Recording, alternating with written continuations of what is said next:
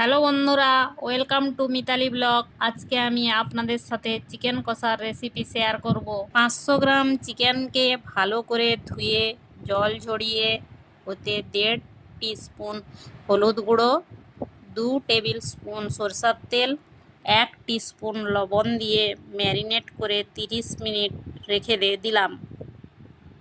4টা মিডিয়াম সাইজের পেঁয়াজ, একটা বড় সাইজের টমেটোকে কেটে নিয়েছি। ওর সাথে 2টো কাঁচা লঙ্কা, 4 চামচ আদা রসুনের পেস্ট নিয়ে নিলাম।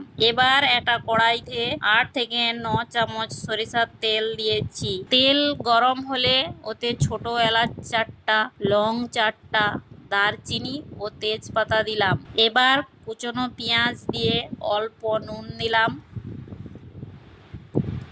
পেঁয়াজটাকে ভালো করে ভেজে নেব।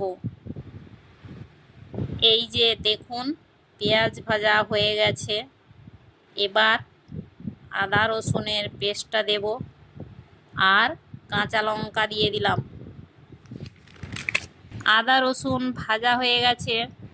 এবার টমেটোটা দিলাম। এতে 1.5 চামচ হলুদ গুঁড়ো, 2 চামচ লঙ্কা গুঁড়োকে অল্প জল দিয়ে মিক্স করে নেব। টমেটোটা নরম হয়ে গেলে বাটিতে রাখা হলুদ লঙ্কার জলটা দিয়ে 1 চামচ চিকেন মশলা দিয়ে মিক্স করে নেব। মশলা কষা হয়ে গেলে ম্যারিনেট করা মাংসটা দিয়ে কষানো মশলার সাথে মিক্স করে নিলাম। কেটে রাখা আলুগুলো দিয়ে দিলাম। একটু কষানোর পরে ঢাকা দিয়ে দিলাম। কিছুক্ষণ পর দেখুন, মাংস থেকে জল ছেড়ে দিয়েছে।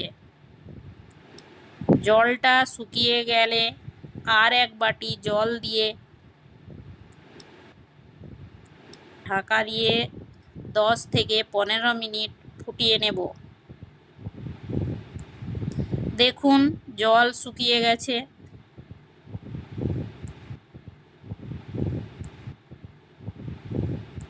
এবার ধনেপাতা দিয়ে সার্ভ করে নেব।